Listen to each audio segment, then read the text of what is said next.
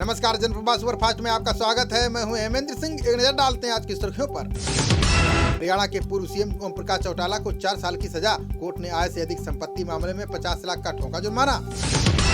लद्दाख के तुतुर्क सेक्टर की सियोक नदी में गिरी सेना की गाड़ी। हादसे में 7 जवान शहीद, कई गंभीर रूप से घायल। पीएम मोदी ने दिल्ली में 2 दिवसीय ड्रोन महोत्सव का किया उद्घाटन। का भारत में जो उत्साह देखने को मिल रहा है वो अद्भुत। पीएम मोदी बोले 2030 तक भारत बनेगा ड्रोन टेक्नोलॉजी का हब। रोजगार सृजन के उभरते सेक्टर की दिखती हैं संभावनाएं। पीएम बोले पहले की सरकारों ने टेक्नोलॉजी का दिखाया डर, हमने तकनीक को जनता तक पहुंचाने का किया काम। ड्रग्स केस में शाहरुख खान के बेटे आर्यन को मिली क्लीन चिट। एनसीबी ने ड्रग्स ऑन क्रूज मामले में दाखिल की चार्जशीट।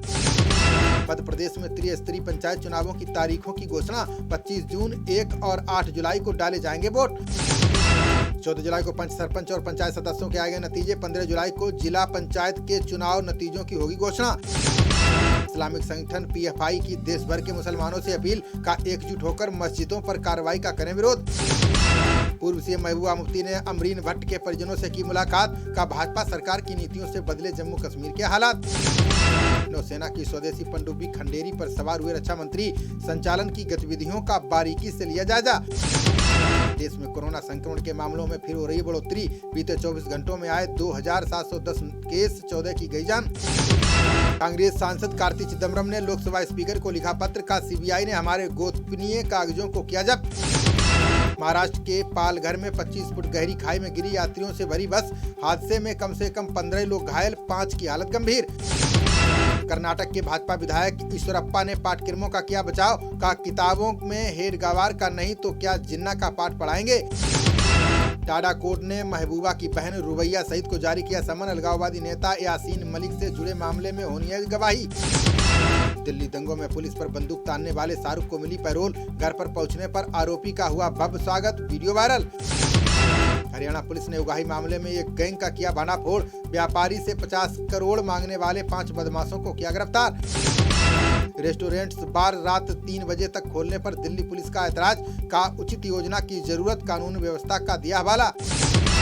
आरबीआई की रिपोर्ट में डिजिटल बैंकिंग मिशन को लगा झटका। कोरोना महामारी के दौरान करेंसी सर्कुलेशन में जबरदस्त उछाल।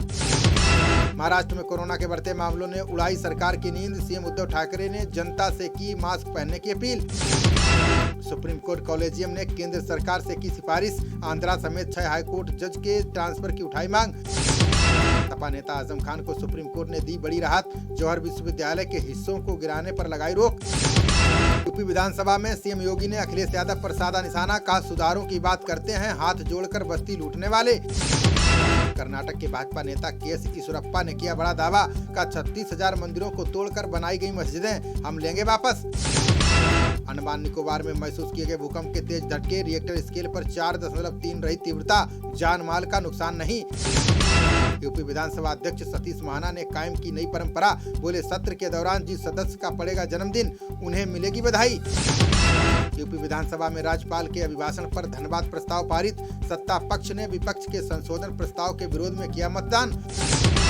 आरपीएफ ने कल्याण स्टेशन पर हवाला गिरोह का किया भांडाफोड़। महाराष्ट्र के ठाणे जिले से 1 करोड़ की नकदी बरामद। 632 अंक उछलकर 54,884 अंक पर बंद हुआ सेंसेक्स। 182 अंक की बढ़त के साथ 16,352 पर पहुंचा निफ्टी।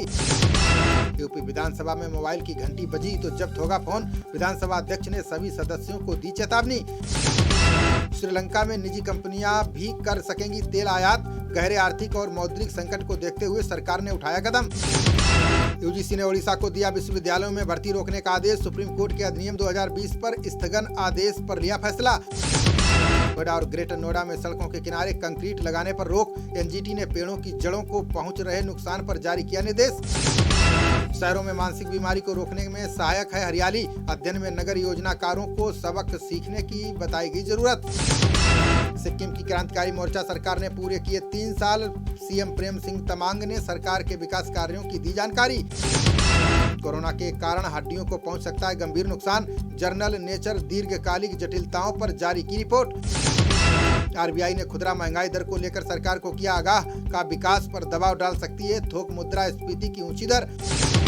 ईडी ने फारूक अब्दुल्ला को धन शोधन मामले में किया तलब।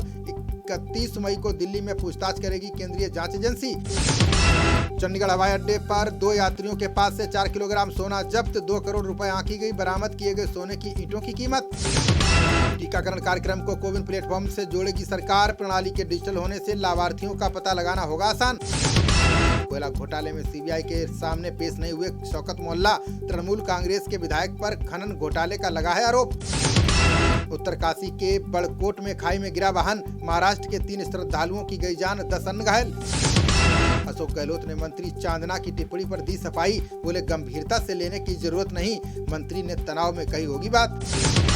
अमेरिका की संघीय वेबसाइट का हिंदी गुजराती में होगा अनुवाद। राष्ट्रपति आयोग ने व्हाइट हाउस से की सिफारिश। दिवाली तक तैयार होगा भारत ब्रिटेन का मुक्त व्यापार समझौता। पीयूष गोयल बोले हो सकता है अंतरिम समझौते की ना पड़े जरूरत। बिजनौर में नारी शक्ति संगठन ने राहगीरों को पिलाया शरबत। संगठन की अध्यक्ष पूनम गोयल समेत कई कार्यकर्ता रहे मौजूद। बिजनौर के सीडीओ ने आंगनबाड़ी केंद्रों पर लगाया गुड्डा गुड्डी बोर्ड। कार्यकर्ताओं को दिया जन्म लेने वाले बच्चों के नाम लिखने के निर्देश। बिजनौर डीपीआरओ ने किया निर्माणाधीन पंचायत भवन का निरीक्षण। अंत्येष्टि स्थल पर कार्य रुकने को लेकर ग्राम पंचायत को दिए निर्देश। बिजनौर एसडीएम ने गौ आश्रम में चारे के लिए खेत में की बुआई। बोले 10 बीघा भूमि पर हरा चारा आने से गौ पालन होगा आसान। खबरों का सिलसिला जारी रहेगा, देखते रहिए जनप्रवाद। नमस्कार।